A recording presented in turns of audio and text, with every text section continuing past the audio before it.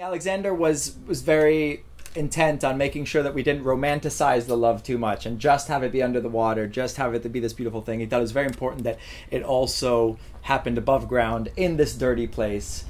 He risked his life, and I think, of cholera or whatever else was in the sewage to be, kissing each other and, after rolling around in this dirt.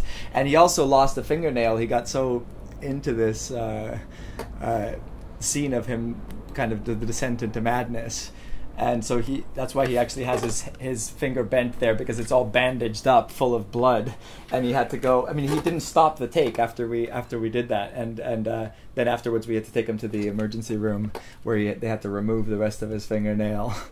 And anyway, he's very, very passionate about his about what he's doing, both in music and in film. And Alexander studied film and was involved in the editing. And again, a lot of the elements that he brought in were not in the original treatment, and yet they fit because he obviously has a singular vision, and he's obviously very aware of what he's trying to say with his music. He might express it differently from the way you do, but I think that the fact that down to introducing this other character, to the way we interpreted the dystopia, his wanting to be buried, that was his idea, and it all seems to fit beautifully, right? I think it fits, and what's right about it is it's beautiful, right?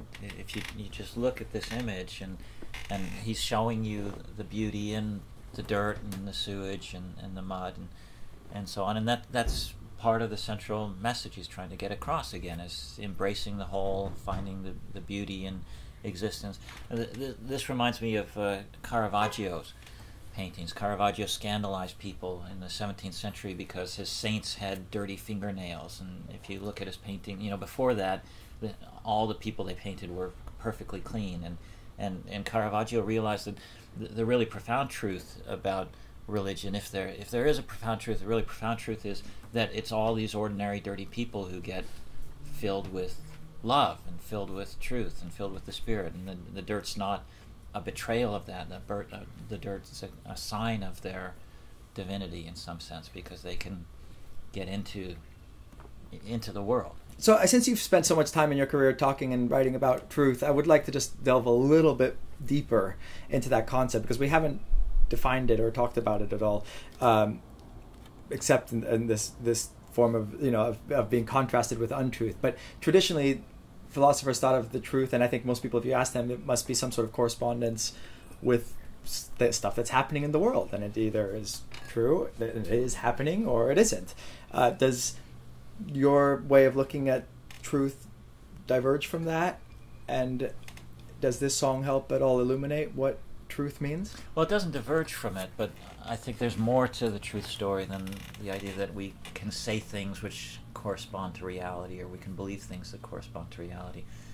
And at the most basic level, truth is that there's a truth about things, that there's a way things really are, and that it can show itself to us. So the true beliefs we have, the true sentences we say, are just ways of showing what's really there, ways of illuminating it, and ways of manifesting it.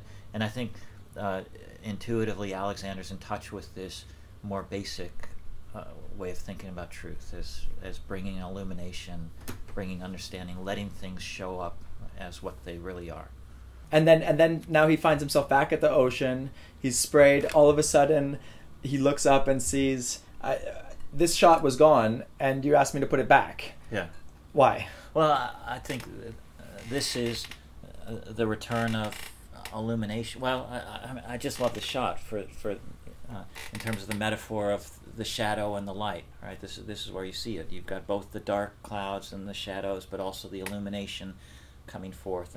And this is the moment in the video where the skies really get illuminated, where again we achieve this kind of harmony between the heavens and the earth, and the lightness and the darkness. I knew that Alexander is very inspired by the work of Jodorowsky, or Jodorowsky, I don't know how it's supposed to be pronounced, El Topo, and so he loves this kind of otherworldly feeling, you know, like we really wanted to create this place that was somewhat magical, you know. And I think that that's what happens also when you listen to music, right? It takes you into this, it puts you in touch with a more with an otherworldly, you know, it takes you out of your everydayness, right? But at the same time puts you in it. So maybe it's like it has both of those things. And so I tried to look at Alexander's other videos, and I saw it as a challenge to depart from my usual aesthetic, because usually I think my stuff is very rich with color and very kind of much more visceral in its kind of editing style. You know, I was warned in advance, don't think you can depend on fast editing with Alexander. He likes long takes.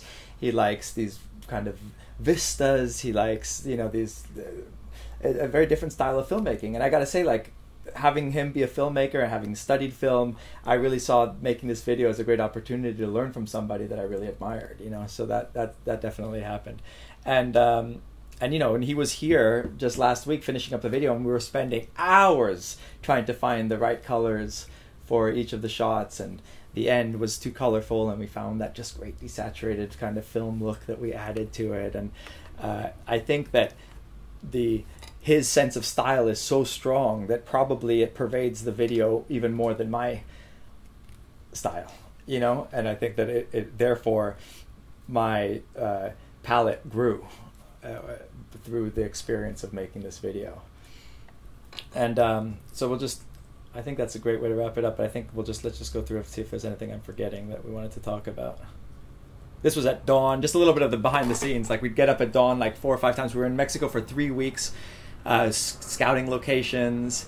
Danny Guevara, who's behind the camera, was very instrumental in making all the logistics happen. We hired local hair and makeup crew, which was amazing. You know, she did a wonderful job transforming Alexander into this kind of again, I don't think he likes to be I think he's a little tired of the Christ. It's a little too easy maybe just to say like he's like Jesus, because he does look, you know, like the typical conventional view of what Jesus was supposed to look like. But you know, there's this kind of, let's say, messianic quality, right, of him coming down, and like you said, a gospel of him teaching us something. And so he was really, and he always got into character. So when he was dressed in the light Alexander, he was lovely and wonderful to work with. And then when he was dressed as the dark Alexander, he became this kind of diva, prima donna type figure, and more difficult and challenging. And so he really, like, is a kind of method actor as well. Great lyricist, great musician, plays all the instruments on the album, recorded the whole album in his house. And so he's a director, writer, lyricist, musician, really an amazing, amazing artist. And I think that, I've always said, I think our kids are going to say, like, I can't believe you knew him, because this is like a David Bowie or, you know, John Lennon in the making. I think that you feel in the presence of Alexander as if you're with somebody who's truly on another level, you know, of artistry.